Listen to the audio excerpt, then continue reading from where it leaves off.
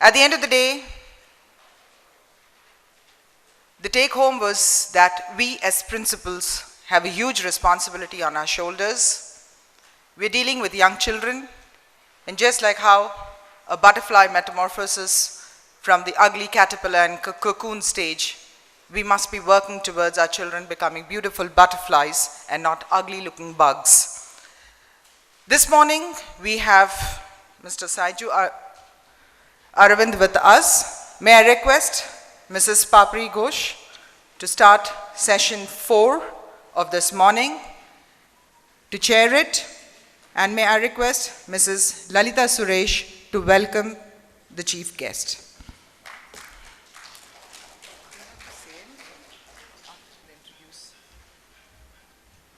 Good morning, everyone. It is my pleasure to introduce today's speaker, Mr. Saiju Aravind. I've had the pleasure of speaking to him and listening to what he has to say a little bit, and I think you'll have a very interesting session. Now, may I request Mrs. Lalita Suresh to kindly introduce the speaker. But before I do that, may I welcome the speaker onto the stage, Mr. Saiju Aravind.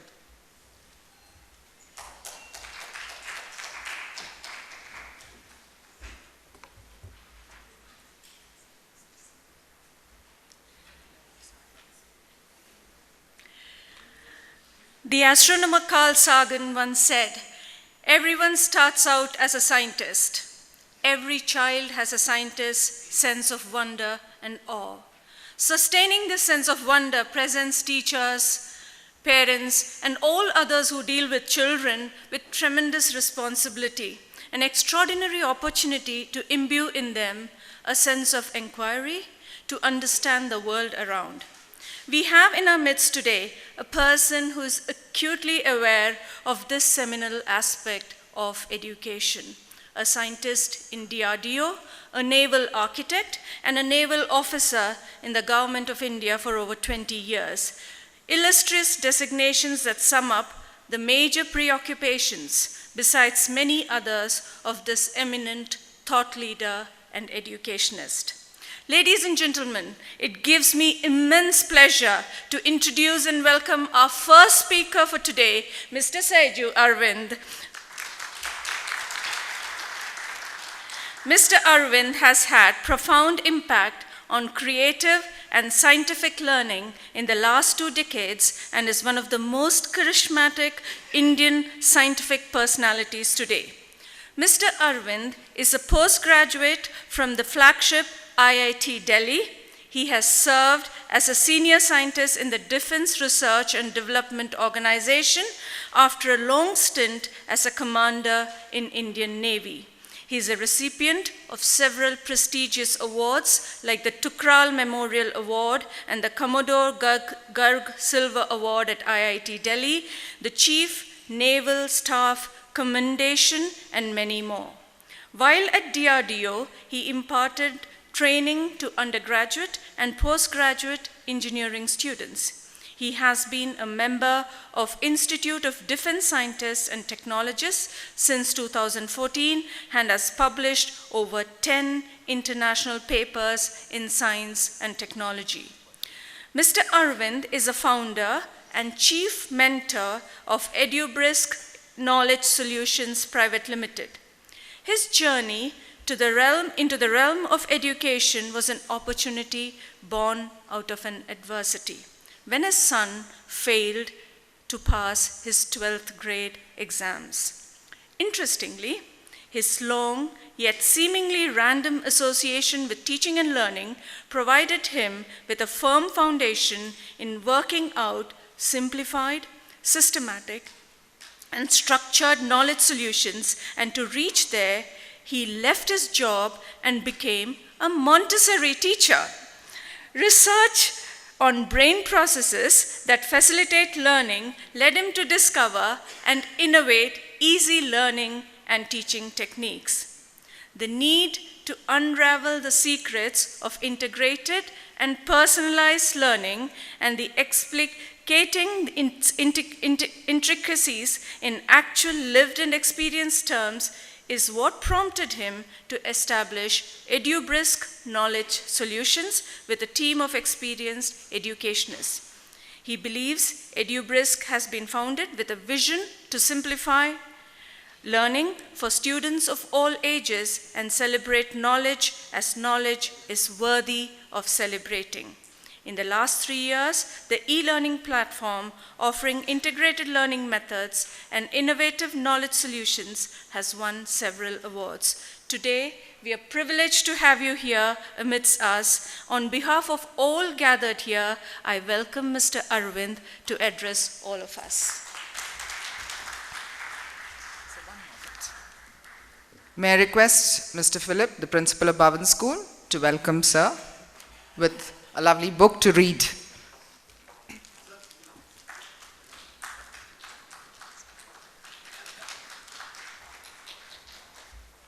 It's over to you, sir.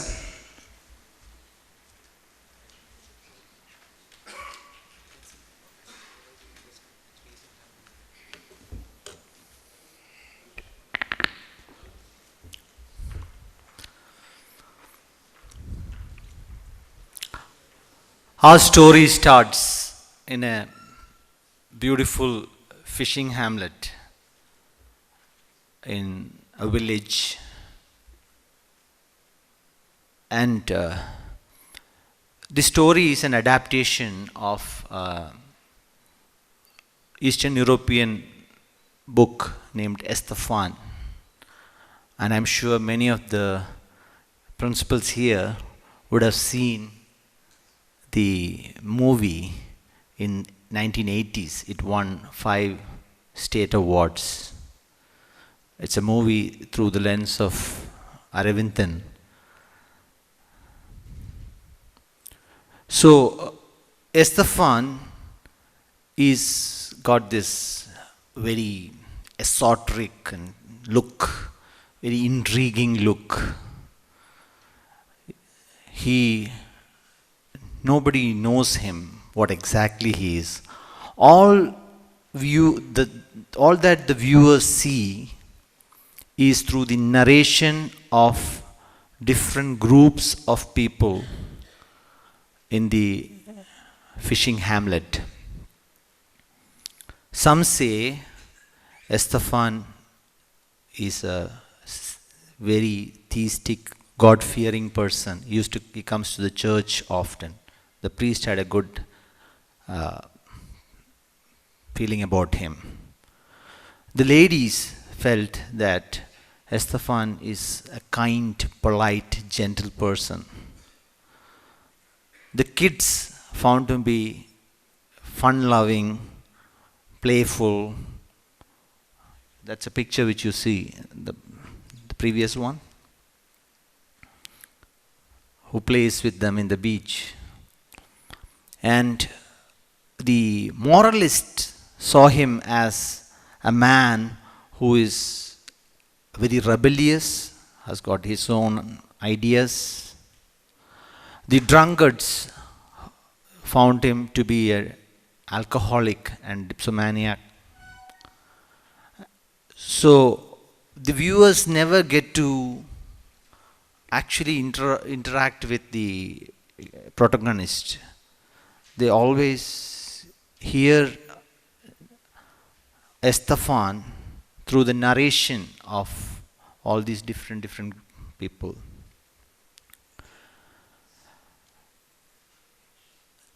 Good morning, ladies and gentlemen. My name is Saiju Aravind, and I feel really honored to be invited to this thought leaders meeting. Its principals meet is the event where, you know, what's going to happen in the field of education is decided. This is the real working level meeting, steering committee. So I feel it's a great privilege for me to come here and share my thoughts, take with me the experience from here, and work further on our research and development. So coming back, so Estefan is actually here with us today. So, if you look around, you may see. Can you see Estefan? Yeah. There? There? Yeah, actually, yeah, right. You're right. That's Estefan. You're all Estefans. And the person who is sitting next to you, whom you know for 20 years, look at them carefully, they're all Estefan. You might say that no, I have direct experience, pratiksha vagamam. But be rest assured, even that which they told you is a narrative. That doesn't mean that they're cheating. That's a narrative. That their own understanding of their self comes from the narrative of many people around them. So, I had Estefan in my own life. That was my son. So, I was really scared of going to the parent-teachers meeting. Because as I go from the science teacher to maths teacher to social science teacher, I would always remember the Estefan movie of Aravindan. Some found him as a saint, really, gentle boy and quiet. Some found him as a totally distracted kind of, attention deficiency. Some found to be hyperactive. And some found him to be mildly dyslexic, with dyscalculia and dysgraphia, name it. So, and there were some teachers who found to be very brilliant. He's got some, like I was speaking to Nalini ma'am before, brilliant with history and cause and effect and patterns. And so he was an Estefan, completely an enigma. So, even if when I first attempt to know about him through the narratives failed, the second attempt was to ask directly, who is Estefan? So I went to a trip to Himalayas, the Kumau Hills, with nothing, no agenda. I left my job, traveled up there, stayed with him as long as he told me, okay, it's time, let's go back. So that was almost a couple of weeks. Tried to get the narrative from him. Didn't work out because everything he said was a story that someone or at some point of time narrated to him. So I started my search in a different. By the time I had 20 years of experience in research and development. So I thought, let me take a detour and look into the books. I came to Bangalore to become a Montessori teacher. So I'm so glad, I feel so glad that this is a major conference. Although I have talked in many TAI and many places across the world, for me this is a very important meeting because all of them had some agenda or other of business or making their conference a success by calling someone. But this has only one agenda, that is how can we give something more to our children because our children deserve more. So the search ended in a very interesting emerging field. The 21st century, they say the 20th century was for the computer science. The 21st century is for neuroscience.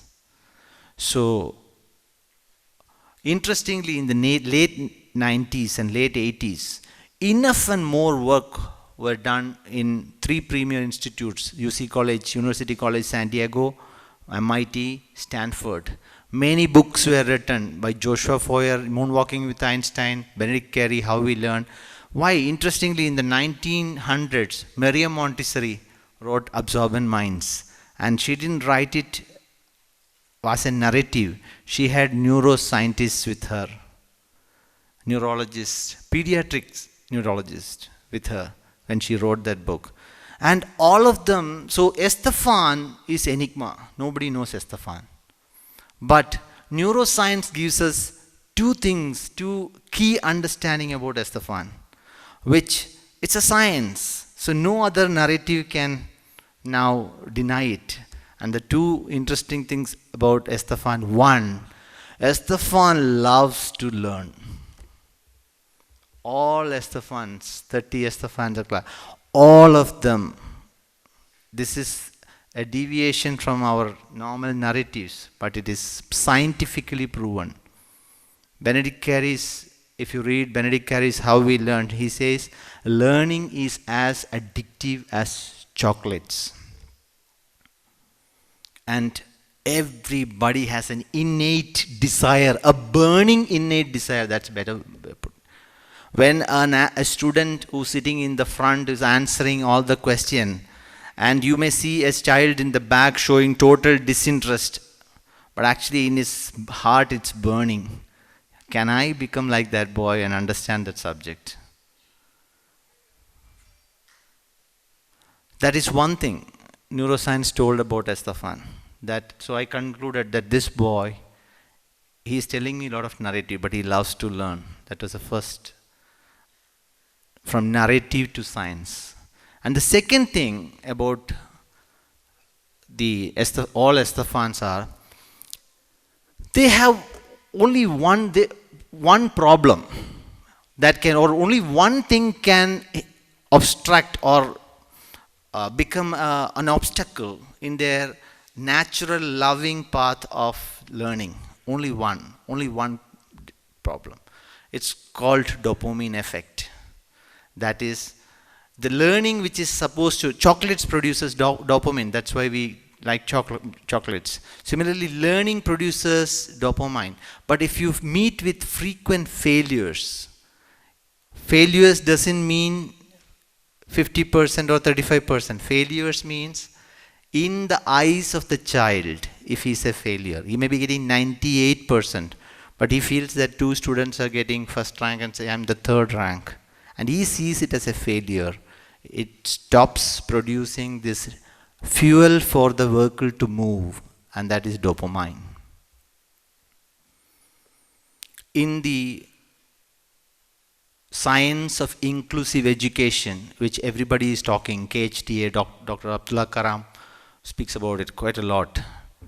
And the idea is, the essence of inclusive education, I have tried to understand different places.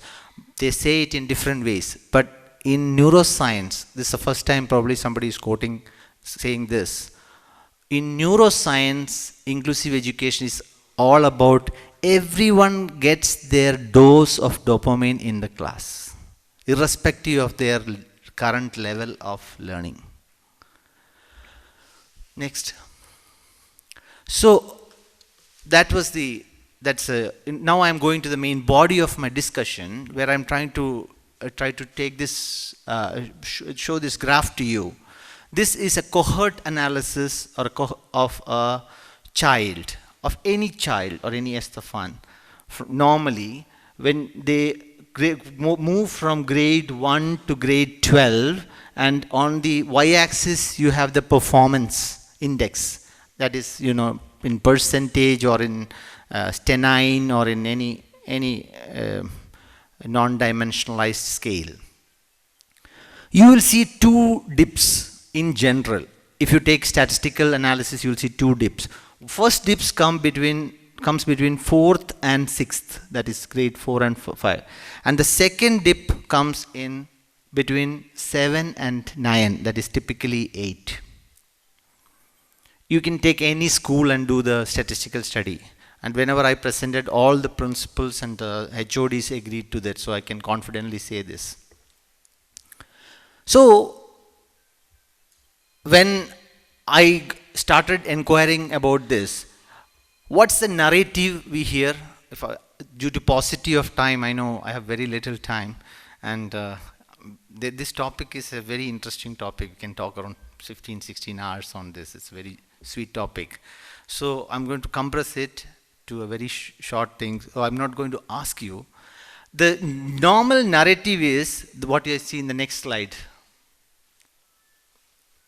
No, go back. Okay. So before this, I would like to explain to you, I can show a small illustration and come to the conclusion. So I would request any two of you to come to the stage. Any two principals, can you please come to the stage, please?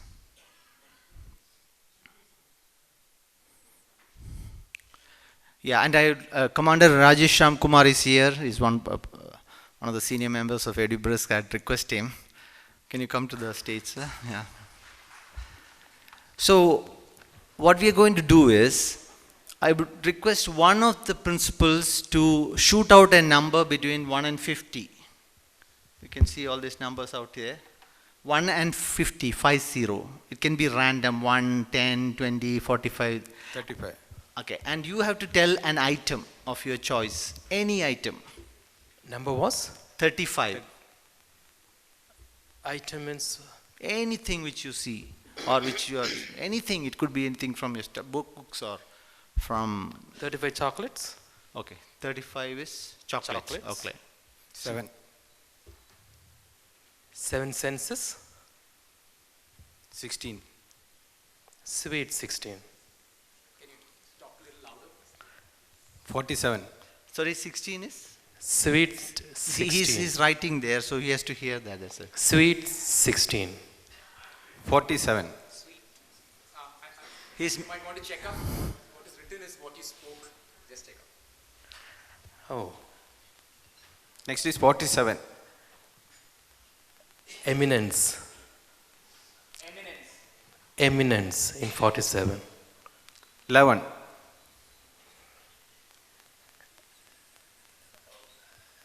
Spouse? Cows. Okay. 37. She says 37. We are 37.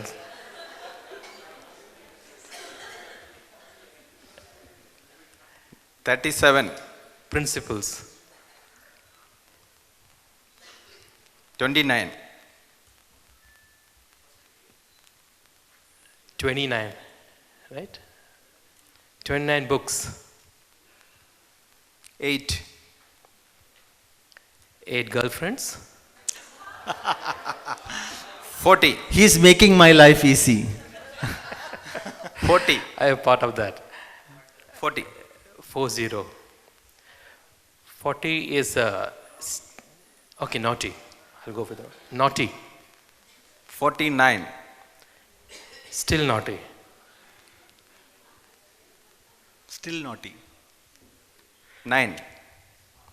9 is a good number. Good number. 20. 1 minute. That's writing. 20? 20 pieces of advice.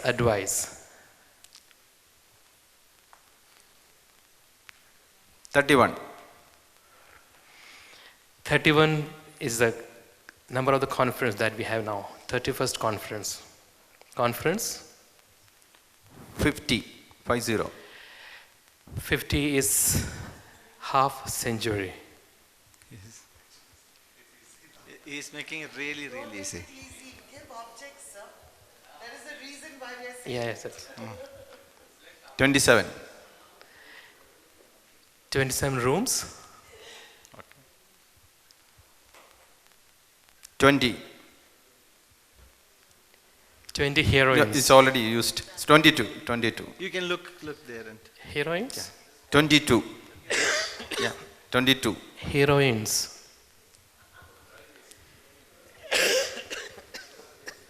19. Any objects? 19 sticks. 45. 45 bottles. 39. It's already used, I remember. So, no, 39. 39 boxes. 36. 36 tumbler, glasses. 23. 23. Elephants. All right. Thank you very much, gentlemen. You got the goal. Thank you. So coming back to the slide. So we see two dips in the graph, one in grade 4 and the other is in grade 8. So can I see the slide, please? Yeah, the next. So we may wonder that when normal classes, if you analyze the classes, and we have taught certain subjects, for most children, it sounds exactly like the game we played just now. They are all random items. One class is on polynomials, and the next one is on Himalayan ranges, and the third one is Bindusara, and the next year the same class is Bimbisara, and the next topic is on French Revolution, and the after that he comes on electoral politics, and topics after topics after topic, 45 minutes, and it looks as if there's a bird. So the whole idea that comes out with this dip, when you take the next slide, please. So this, you must have seen Professor Yashpal, you must have heard of Professor Yashpal. He passed away last year. So, I mean, it's a good occasion to remember him, because he did this seminal work on integrated teaching and learning in 2011 and 2009 when he worked with his team. I had a great opportunity to interact with his team when I was in DRDO, when Department of Science and Technology Secretary came to the Naval Science and Technological Laboratory. So he says that the gravitational weight or the burden of the bag is nothing compared to the burden of non-comprehension. A child, he doesn't now, I know CBSE has reduced the weight of the bag or brought in restriction, but it was something which Yashpal sir said that that's nothing compared to the burden of non-comprehension. Disintegrated, with just cognition cannot be made out of those things. You have to carry it on your head from grade 1, typically from grade 4, 5, 6 onwards. So there are two, when you come to, why do we overlook this problem? Most of the educationists I know, or the schools which we came across, especially in the 2014, 13, 14, I was relieved when I came, in 2017, 18, I see a change in inclusive education across the world. We overlook this problem. When I used to present in 2014, 15, they say, but it's okay because the CBSE topper is from our college this year, our school this year. And I know the CBSE toppers, father and mother, they were scientists in NPOL. So even if they are not in the school, the child would have got CBSE top. It's not school's contribution. And other thing is, they say that we have high attainment in grade 10th and 12th. Again, what is school's contribution, we have to think. Because in grade 9th, when the alarm goes off, parents put them in tuition. When we met Nick in Ajman, Nick mentioned this point. He said, I am not interested in 10th and 12th. I want 4th, 5th, 6th, 7th. So, that which means we can postpone it, we can overlook it, we can ignore it. And still we'll get some attainment and progress in 10th and 12th. But that's not our credit, number one. Number two, we have lost a child who has a genuine innate desire for learning by the time there is an 8th. It comes with a huge price, which I can discuss as a topic, the price that they pay because of losing the genuine interest for learning. So now, what actually we need to do is to move from the narrative to science, narrative to an analysis. That's our children deserve more, and that is not no more the Estephan's narration. It has to move from to neuroscience. We have to see the child from inside his brain and how the science would see the child. Next one. So now I'm going to get into the main body of my presentation here, that is the neuroscience. Looking at education from a neuroscience point of view, I'm excited about it because I'm very sure in 2020 or when we talk, we would, all over the world, this would be the word, the key word. Neuroscience, neurophysiology based learning, cognition, pattern recognition, cause and effect, chunking, pegging, these will be household words. And you are as the thought leaders are going to be the one who are going to implement it in the school. So we are getting into the realm of neuroscience from this moment onwards. Next. So let us come back to the same problem and now analyze it. The narrative is, next one. In grade 8, the child gets into adolescence. He develops adult ego. He questions authorities.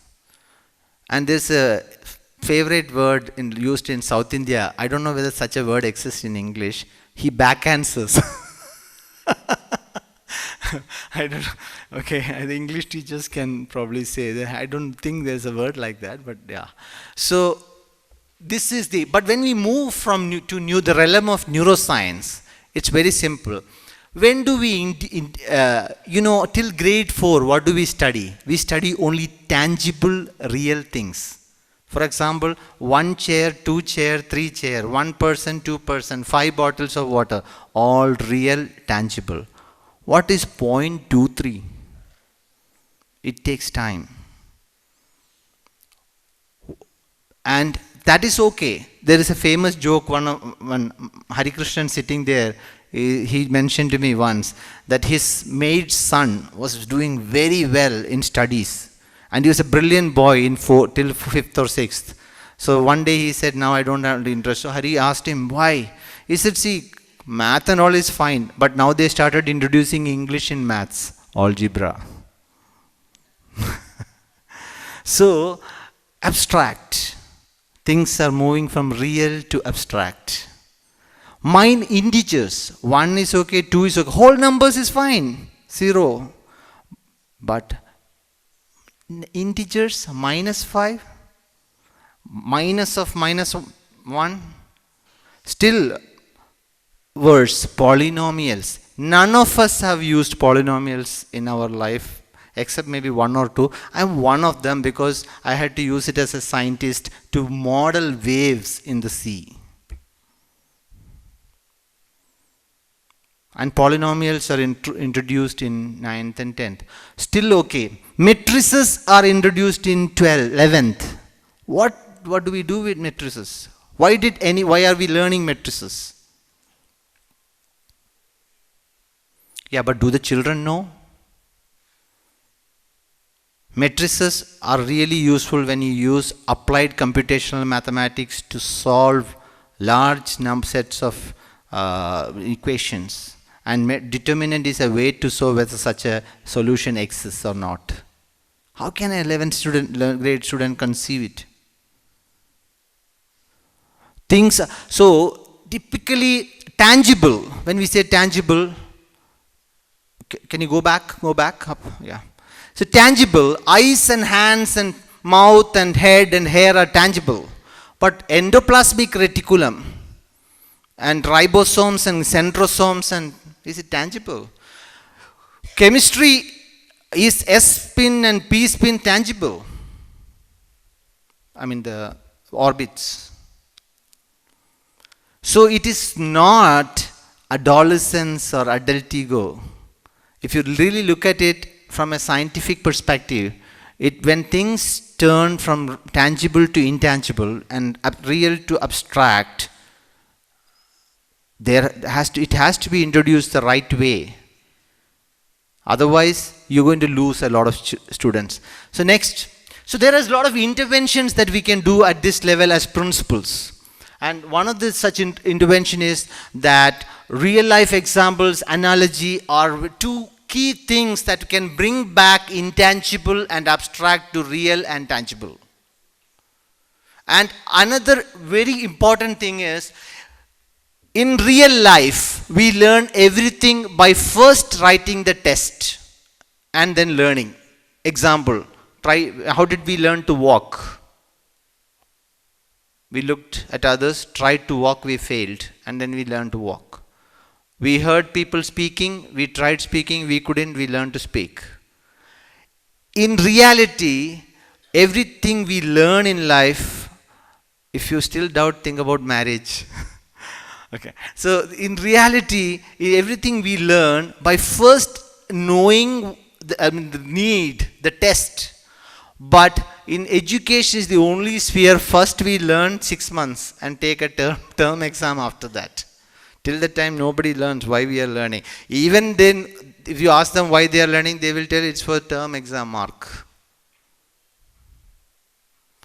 But when you see, when you introduce topics like STEM and, don't move the slide. When you introduce topics like STEM and robotics, first it's a challenge. It's not a theory. You are supposed to do something. You are supposed to create something. So the entire 21st century skills like creativity, critical thinking, communication, collaboration, everything. What the intent of education is there right in the beginning itself when you start. So I actually, the flight got late. Otherwise, we were expecting Mr. Shaji, one of the, can you go up? Yeah, okay, sorry, keep it. Shaji would be here, you can interact with him. He's a pilot in Malaysia, turned a STEM and robotics educationist. He'll be here in another 15-20 minutes or so. During the tea, you may be able to interact. Where actually, children learn by doing. And the other one is, like, we have a Mr. Rajesh. So I invited a few of them who are from different spheres so that you can interact.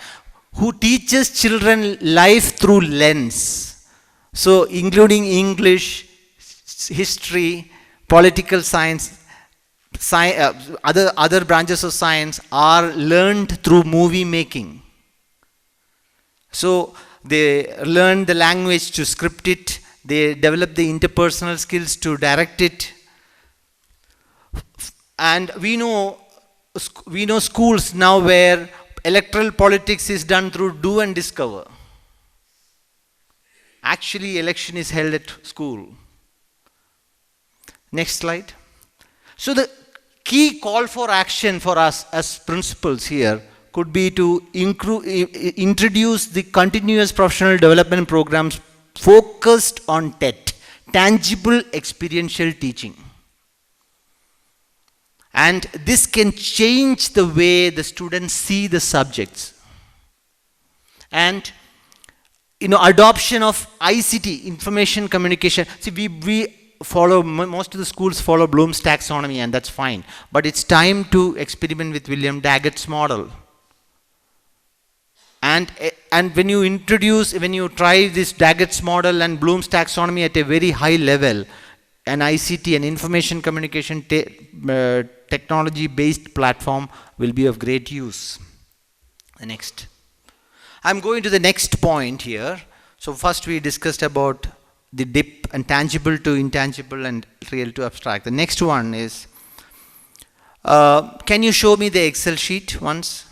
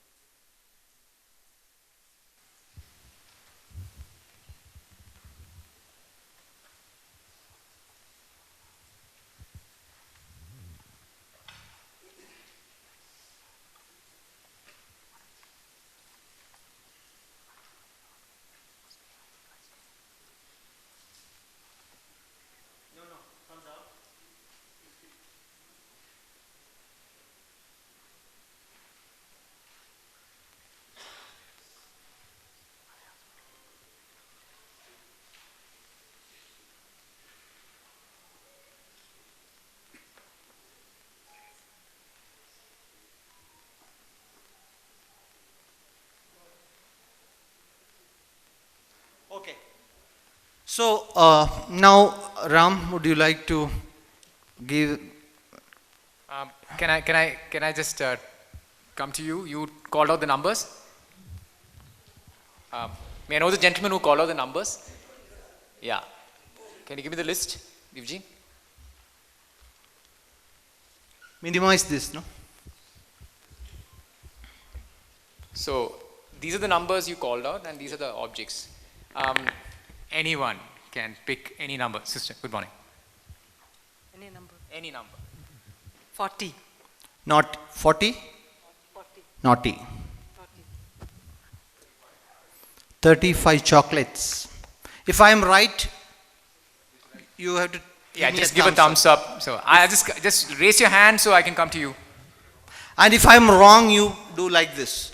If instead of orange I say apple, you can do like this. 27. 27 rooms. 16. 16 sweets. Number. 39. 30? 9. 39 boxes.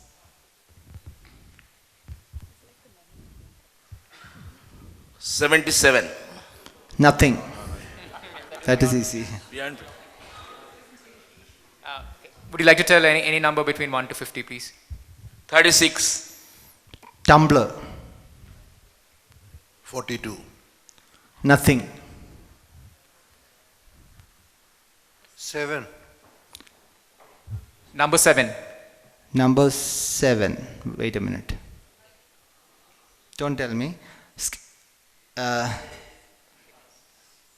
Number 7, keep it pending. Okay? Yeah. I know you know it, but let's move on. 11. Number 11, cow.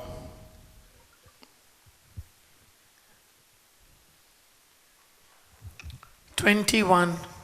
Nothing. 31, conference. 34. Nothing. 19. Sticks. We have come to the last benchers.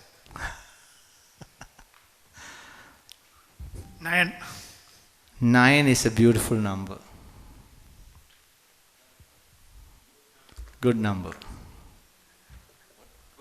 Would anybody like to have a go at it, please? 8. Girlfriend. 27. 30, principles. Principle. 7. Okay. So, I think can you tell me what 7? Census. I'll tell you why I went wrong. Because you said census S. He has written C in census, correct? Just census. See, check it. And one more thing that I might forget all the experience, but I learned here. But number 7 census I will not forget. That is typically what test should do. Test is called overcoming illusion of competence. This is a psychological term. Overcoming illusion of competence. And if our children have this idea that test is nothing but an opportunity to overcome the illusion that I have competence. So I knew I would remember everything, but I forgot 7. And now when I checked it and I reinforced it, now I will not forget 7 is census. So this, what I showed just now, is typically called a learning skill. It was World Memory Council which said that there is nothing called good memory or bad memory. There is only trained memory. Which means through neuroplasticity, all of you might have heard of the word, like when I had a call with Dr. Subhash Nair when I was in Dubai, he was in this thing, I asked him, sir, so what should I speak? So he said that most of the principals know. And he said that it will be wonderful if you can share examples, because we have worked hard in the last 4 years going into many thousands of examples. So I'll try to share some of these out here. So this learning skill is something which our children should have privy to, right? They deserve more. See, after all, it is not this polynomials or French Revolution or endoplasmic reticulum or the Himalayan ranges that or the electoral politics that the children may use when they grow up. Then why have they learned all what they learned? If through learning, if the children are not learning to learn, then it's a waste. So through all these years of 12 years or 14 years of learning in school, ultimately at the end of it, that they should be able to learn anything. They should be able to become lifelong learners. They should be able to do self-learning. I would like to quote Chanakya here saying, he says, a doctor, a king and a teacher is good only and only if in their absence their dependents do well. If a doctor is required throughout your life to leave, that means the doctor is doing something wrong. And if a king, the moment he goes out, there is mutiny there and he cannot come back, that means something notorious is happening in their kingdom. And a teacher, after the teachers have taught somebody for 12 to 14 years, when they leave school, they should be celebrating knowledge. They should go out with lifelong learning skills, self-learning skills. Through learning contents, we are actually supposed to learn the process of learning. The process of learning is called learning skill development or learning to learn. So the call for action here is that we should, as principals, immediately, see in IB they have already introduced theory of knowledge and epistemology. That means a child, by the time he's in 5th and 6th and 7th, he's thinking how knowledge can be gained. Theory of knowledge, epistemology, TOK. It's nothing but learning skill development. We empower the child from within, develop his potential. So one of the things what all the doctors and the teachers told me when my son was in 12th, his capacity is limited. So don't put more thing. But that was the time when I heard about neuroplasticity. Neuroplasticity has given sufficient examples in this world to say that capacity is not limited. With neuroplasticity, we can cure vertigo by simply putting an accelerometer on the head and taking two probes and keeping in the tongue, and you keep shaking. The brain develops a new wiring to develop vertigo, understand balance. It's already being done. There's a movie, maybe in the end of the movie, it's a must-watch movie, 45 minutes movie, how brain can be rewired. Satya Nadella, he's got 2 kids. One has got learning difficulty and the other is autistic. Satya Nadella says that neuroplasticity is the hope. So world is changing. So learning skill development is like downloading an app in our children's brain by which they can grip the subject, grasp, retain, integrate and personalize. Better grip of the subject. Now coming to the third part, you see I would like to show you a small movie. Can you just, it's a 2 minutes, it's an award-winning movie. It's considered to be one of the top 10 animation movies ever made. And it's an awesome movie. And the boy who wrote this, he was hired by Walt Disney for a very high price. Just watch it.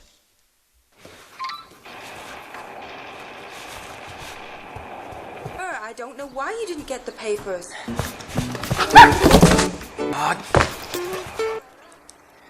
Okay. Whoa! Cool!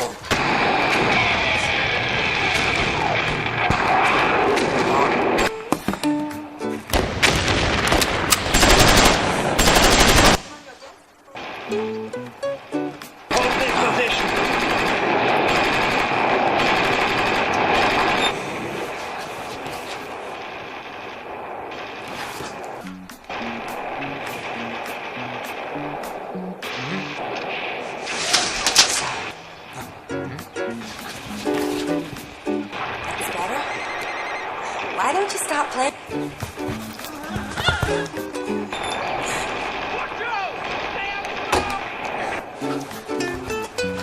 Sweetie, sorry I got home so late.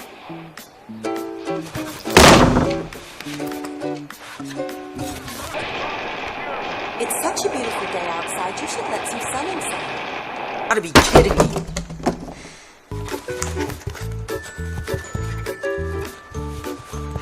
Ugh. She's got.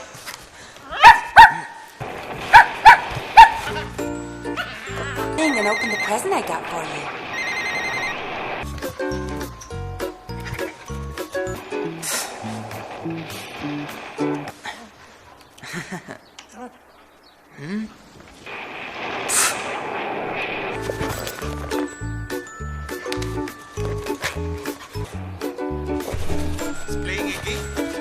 Get lost.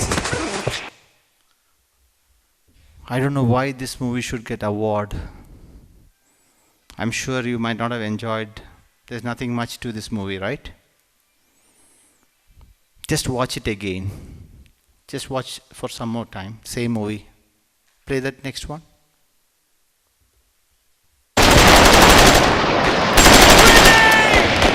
The first one, what you saw was, the first movie what you saw was a 2-minute movie. Now the same movie is going to be little longer, so you will forget, right? It's even more difficult. But watch this carefully this time, same movie.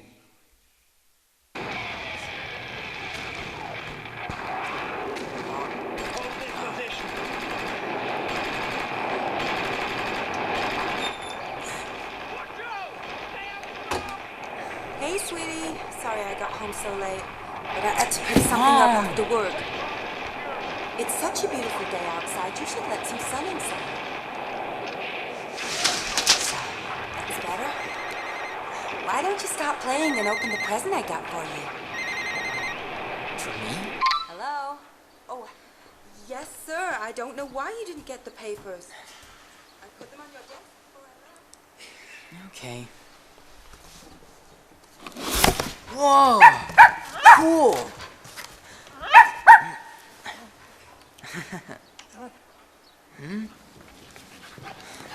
Ugh. She's gotta be kidding me.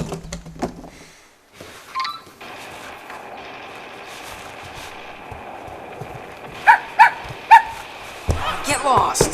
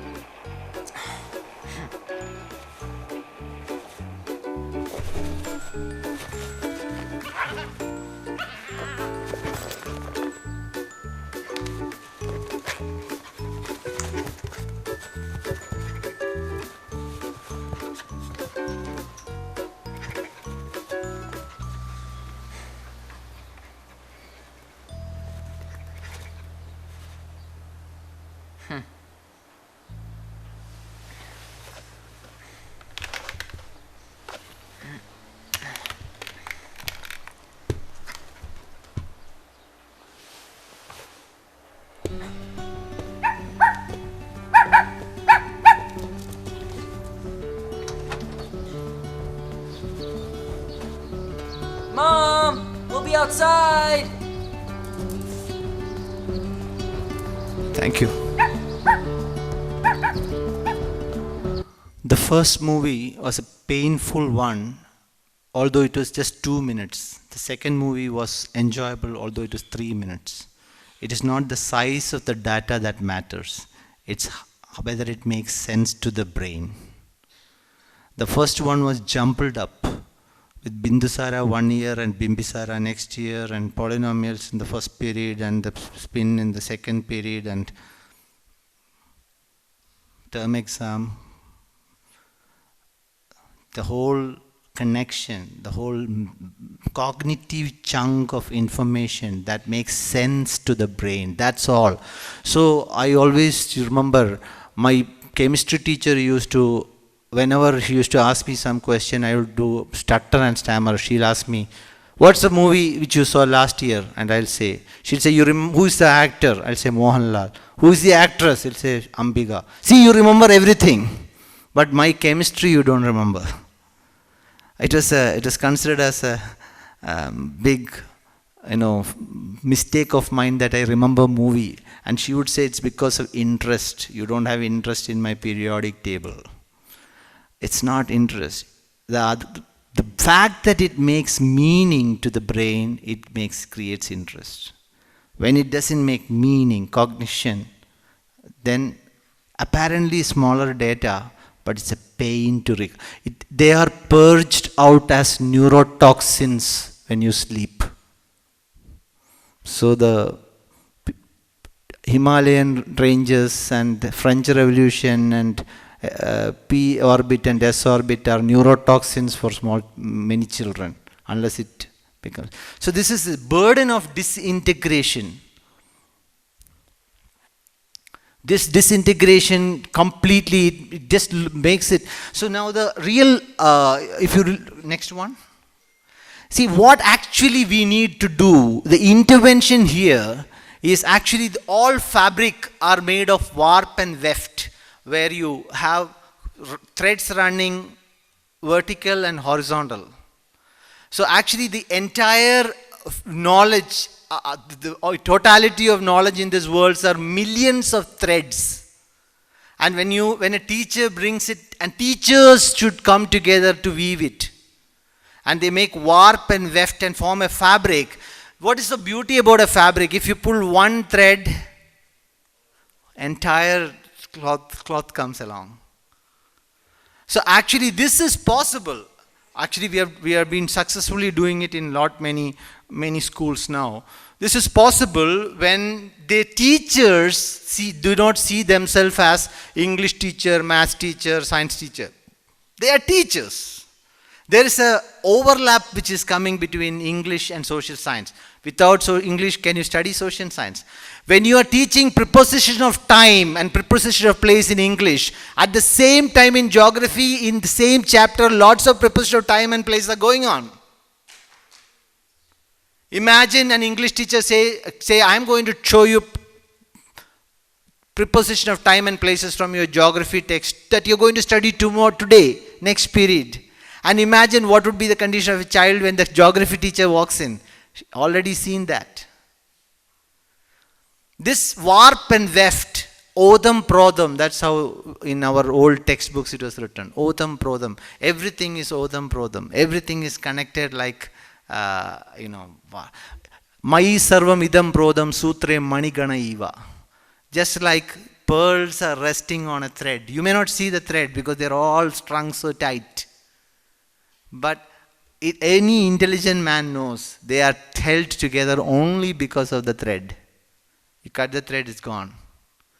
So if you can't, as teachers, this is our intervention and our call for action is our entire, my wife is a PGT physics. So she's one of the, when I used to see her prepare every day before going to school, and I used to get fed up.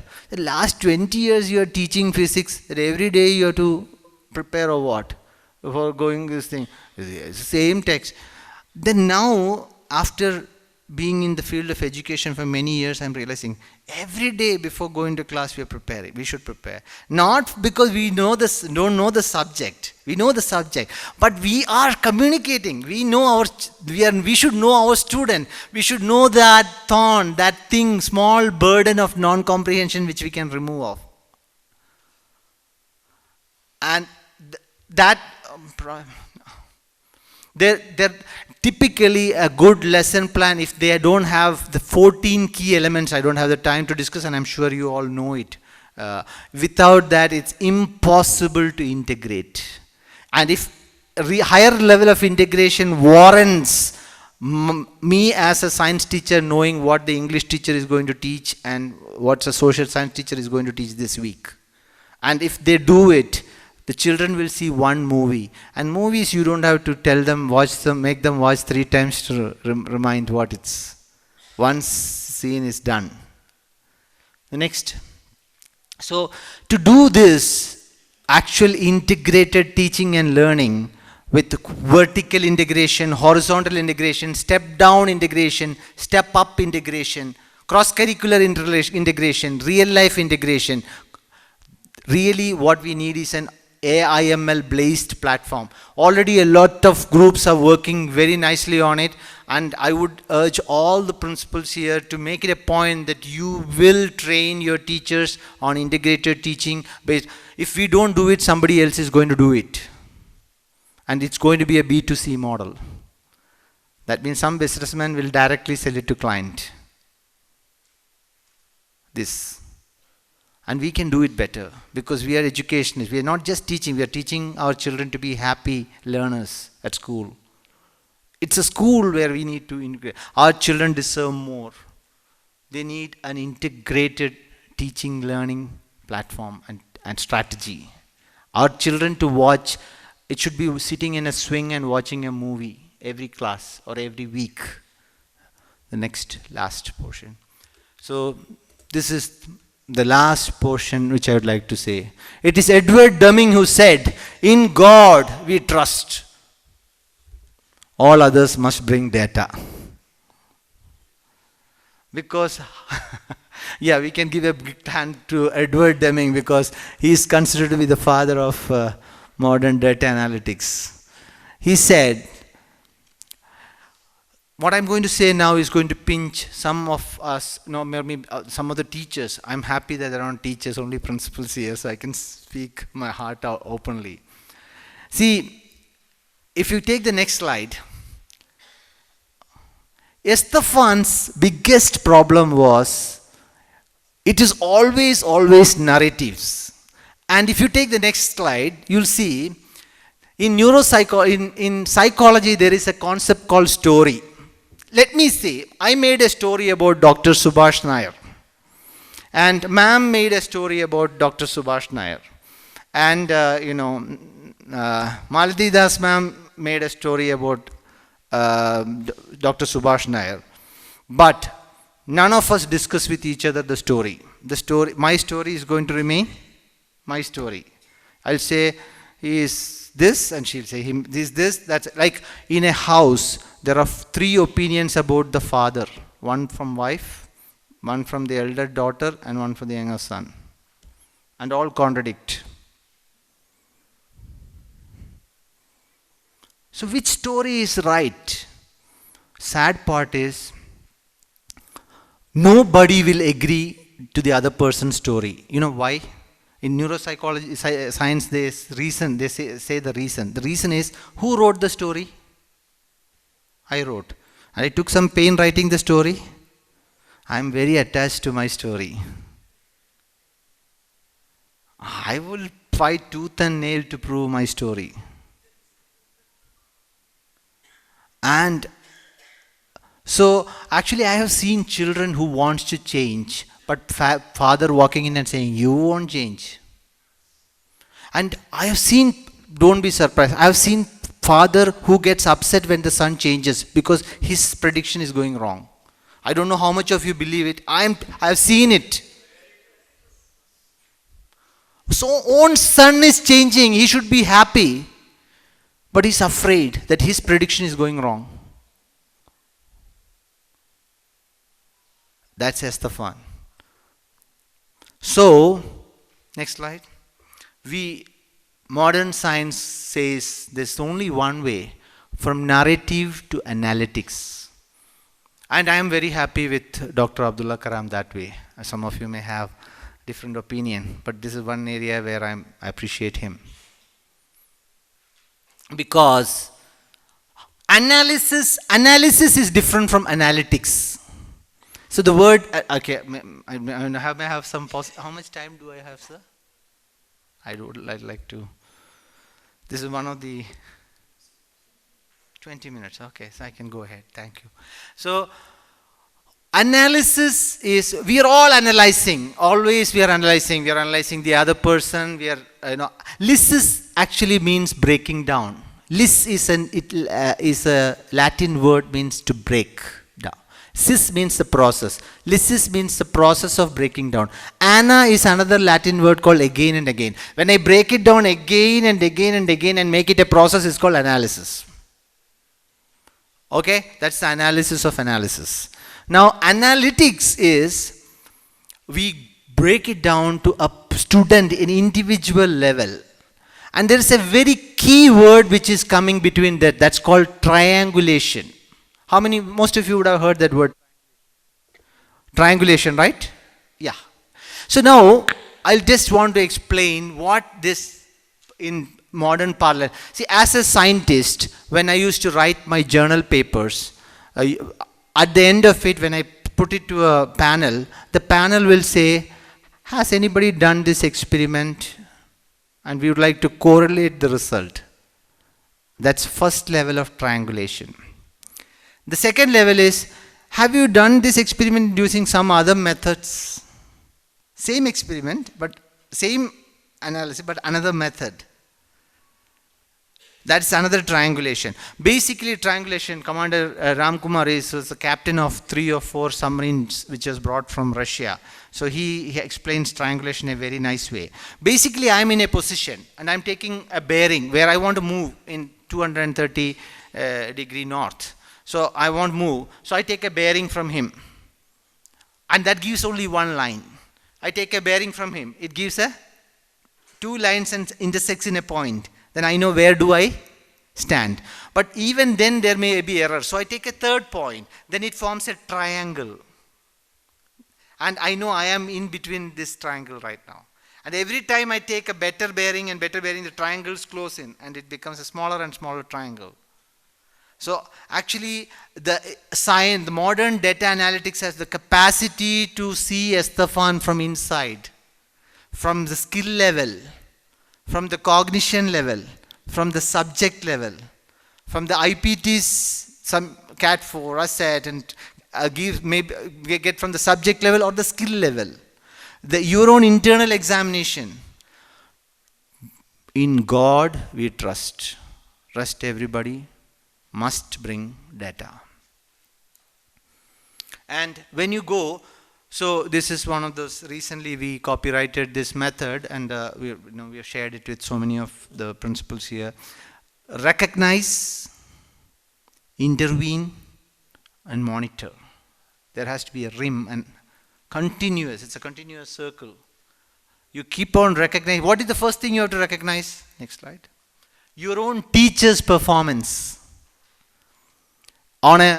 We have a 14-point scale here, which, I can just tell you, what is the teacher's, if you see, students' engagement, attitude, interaction and collaboration, application of learning to real world, making connections with areas of learning, innovation, inquiry, research, critical thinking, the 4 C's, teachers' knowledge on their subject and how students learn. Recently, I was in a class evaluating a teacher for KHDA inspection, and the teacher said there are 2 values of pi.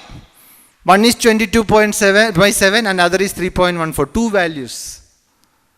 There are no 2 values of pi. There's only 1 value of pi. Yeah.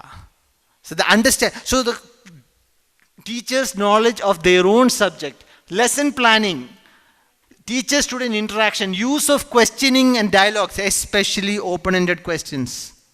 Ask, many times I go for inspection, I've seen teacher ask a question and the teacher cannot contain herself. 5 seconds and she'll start answering her own question.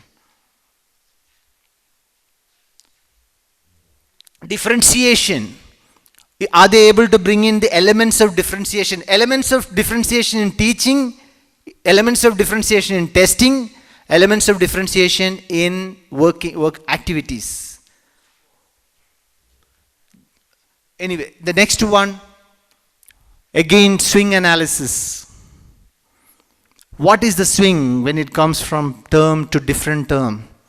Can we understand the science behind the swing? So recently, when I was in a school in Dubai, when we were doing swing analysis, we found one girl's performance shot up in just 3 months or so. So we asked, all the teachers of grade 5A were there, and we asked the teachers. They said, this girl is actually a brilliant girl, but she was totally demoralized because she came from India to Dubai and had to study Arabic, and she was failing and she couldn't take. So just they gave support in Arabic and gave a test which is little lighter for her in the first year. So that everything else shot up. Are we here to torture children, or are we here to ensure that they love and celebrate learning? So without that, this is a swing analysis. But the better one, can you come to the next one? Intervention using bias, learning bias. Spatial bias, verbal bias. And there are enough and more tests available in the market. Directly you can get it. WARC analysis, visual auditory reading and kinesthetic testing analysis. So, data should speak. And the next level, if you see, based on that we triangulate, I mentioned. That is, otherwise, grade, Malti ma'am was here, grade 4, 5, 6, one of the reasons is that 10, we have a triangulation with the board examination. But 4, 5, 6, 7, no time. The teacher can please a child by giving, or parent by giving some extra mark. But when you triangulate, next one, it precisely tells the internal mark, the CAT 4, the TIMS, and whether are they matching? Are our teaching standards matching to international standards? Next one.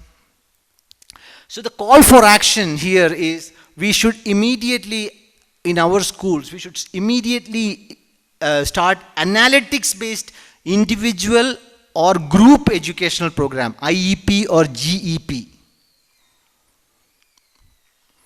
And the data will tell us the truth. How do we group and how do we intervene? It will even tell us the method of intervention, whether it is cartographic, spatial intervention, visual intervention, whether it is, if it is a math problem, whether which strand in math, battery or strand in math is weak. Is it just numericals? Or is it conceptualization or modeling with maths? Or is it chance, or that is statistics and probability? So we can see, Nalini ma'am, before I walked in, she said that one of the doctors told her that the teachers are neuroscientists. Absolutely true. The only thing is, teachers do not do intervention with a scalpel. The teachers should actually, now 21st century is for teachers who understand neuroscience. No doubt. So, sorry, back. So then there is, in analytics, the new trend is, we are doing it for one of the schools in Dubai, is target setting and predictive analysis. In business, we do that. See, one of the things, the reason education, these things became a slow. I was in DRDO. In DRDO during 1990s, Dr. Abdul Kalam told, you know, we used to have these big offices and the vendors used to come and wait outside. Initially in my work in educational space, the same thing happened to me. I would go to school and I had to wait for a principal's appointment outside, waiting for several hours just to talk, share this thought. But Dr. Abdul Kalam told one thing to all of us in mid-1990s. He said, they are not beggars. They are technology partners. They want you, you want them more than they want you, or you want each other. He changed the name vendors from our they're called technology partners. We can outsource certain part of our work when the core domain work can be with us. The critical work with ISRO has outsourced 80% now. They're planning 80% outsourcing, 20% critical technology with us. Schools, as school principals, we can outsource certain amount of work, and one such work which can is analytics. Because, and the progress report should change to monitoring system. RIM, recognize, intervene and monitor. Then the next one, I'm going to wind up with this as my last slide. I remember the prayer that Jacob sir, gave in the beginning of he asked all of us to close our eyes and visualize about a sculpture and visualize about molding children. There's a saying in Sanskrit that it takes a village to train a child. It requires a village. It requires a community. It requires teachers. It requires parents. Actually, with respect to parents, the teachers get only 14% time. I have done the calculation and showed to many of the principals before. I don't have time. In every 100 hours, the school get only 14 hours of the child. Rest, 86 hours is at home with parents. Calculate and see. 170 into 7 divided by 365 into 24 into 100. It will be 12.99. That means, as teachers, we can do some things. As parents, they have to do something. The students themselves. So what the teachers have to do, we discussed, or the school, the 4 parts: learning skill development, analytics, tangible, that is CPD on tangible experiential learning, and so these are the 3 things which we mentioned in the whole process. There is a saying in English, partial acceptance is no acceptance. You cannot take an antibiotic, eat it by half and get cured. So similarly, one of the biggest mistakes most of us do is we do partial acceptance of this. We need to create an ecosystem where students develop learning skill development, teachers train themselves in ICT based, integrated, personalized teaching, analytics based interventions, and we need parents as life mentors for our children. And therefore, school should become a place where parents also learn, not come and give their opinion or hear something. There should be a learning place. So,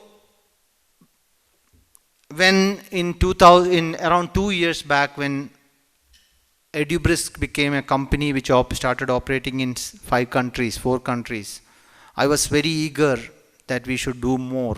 So I went for a drive with my son that time. He was in 3rd year in National Law School. He had cleared the CLAT, and after our intervention he started doing very well and he cleared the CLAT. So I went, during the drive I asked him a question. I asked him, what did inspire you most among all these things that I shared with him over a period of 1 year? And there was a hidden motive behind that question. The hidden motive was, he will tell me what inspired most, and I can just do that more and get more money. Business. So that was the reason. So I was ready, and he was driving the car, and I asked him, hey, can you help me with, tell me what helped you? Is it analytics? That I used to sit and analyze every subject for him and say, your weak point is this and that. Or is it learning skill? I taught him memory, which he can remember 100 words in 100 things in one. He can remember a 100-digit number in 2 minutes. So he became mighty powerful. So I was expecting that he'll say memory or logic. I taught him pattern recognition using logic. Then I'm waiting. So normally I have seen him speak. He gives public speech. So I've heard him speak many times, many things. So he was pausing. So I thought he must be thinking about what but he pulled the car, he stopped the car to the side and he looked at me and said, "You changed." So as a dad, I changed. So that inspired him that at the age of 45, 46 at that time, if I could change, I can also change. So I feel that when we go back, what will inspire our teachers is our change. And what will inspire the students is their change. What will inspire the parents is the change they see in principal and teachers. Change is very, very, American Medical Association told that heart patients who are terminally ill, they are asked to change their lifestyle, otherwise they will die. And everyone changed the very next day, but came back to their original life in 7 days. Because to change is even more difficult than dying. Many of them chose to die than to change. So, if we can start this change today in all of us, we take a resolve in, I'm taking it as this is an opportunity given by the principals conference here, and I'm extremely grateful to that I'm going to work very hard with our team on bringing these changes in the field of education. Thank you very much. I'd like to take a few questions or few numbers. Would you want to ask me? Number 7, I know it's census.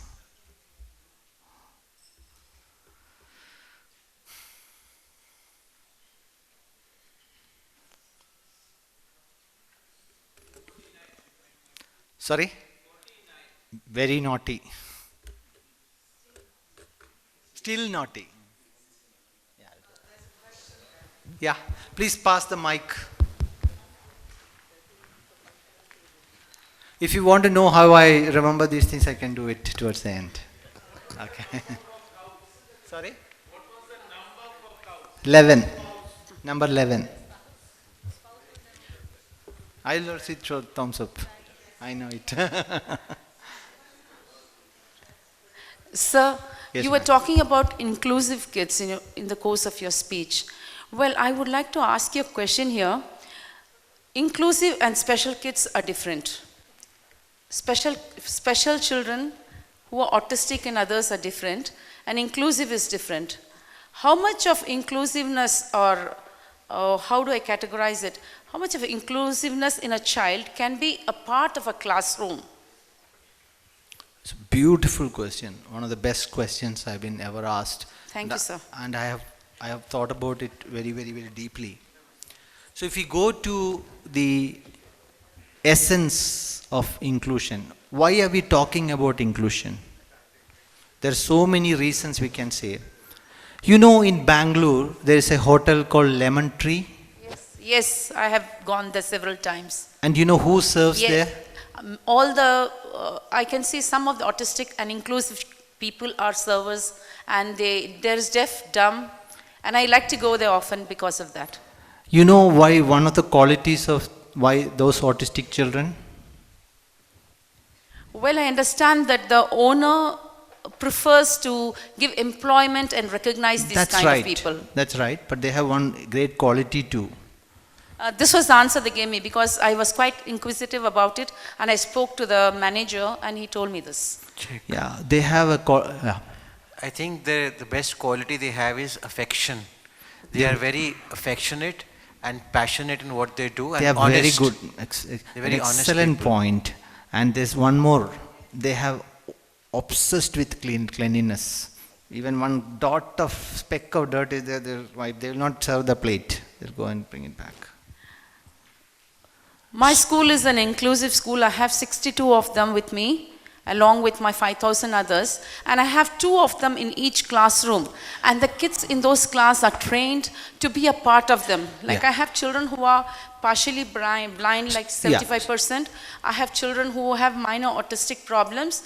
I have been trained from in Hoskers, Okay. from NIPSIT, way back in 1998. That was Very when I started looking at these kids from a different perspective. and the parents are really happy. I'm trying to keep them with the shadow teachers in the class, and I attend to them LSAs and directly. LSTs. Yes. Yeah, so the idea is, now we have to decide whether a student can sit in Yes. in a class or not. Yeah. So first of all, we can grade the level of, determination, students of determination, SD. Now the word used is SD category. Earlier the word used was children of special need, SEND, special educational needs and disabilities, SEND. But now the word used is SD. So what happens is, you can see two things. One is, by sitting in the class, will the child make some progress or not? In some cases, although the child may not make as progress as other child, but by sitting in the class, actually that child feels there is progress. And by that child sitting in the class, others develop compassion and others develop a true understanding of the world they live in, which is not a selected bunch of students or community, clan. So you can say, you have to decide based on the desired outcome. The desired outcome is everybody in the class feels the progress. But if that is not happening, you can actually try to modify your IEPs and your intervention style to suit that. Still not possible, then you can do group in approach, where you can take them out and group them and give them some support and put them back. Otherwise, take out. And that's the last option. So this option you have to do with the help of a special educational need team, with parents and teachers, and preferably with an external expert. For example, I am a part of 5 schools as the governor of inclusive education. So I get to see how one school is applying, how the other school is applying to it, and others go. So like, there is in Sanskrit, there's a word called Madhugari. Madhugaris are beggars who go from one house to another house begging. But the best part is that by noon time, they have begged from so many houses, they have a feast in front of, they can go sit under a tree, and there are 1,000 items, because they've been begging from morning to. Sometimes I feel like a Madhugari, I go back and keep getting all this. So there are Madhugaris available, so many. So you have to take this is one way of intervention, where you see whether you have to use a group in approach or a pull out approach or a thank you. Thank you very much, sir. And we keep following the same approach. Thank you, sir. Once again, thank you all for giving this opportunity to speak to you. Thank you, sir. I'm sure there are many more questions out there, but they could probably talk to you over tea. Thank you very much.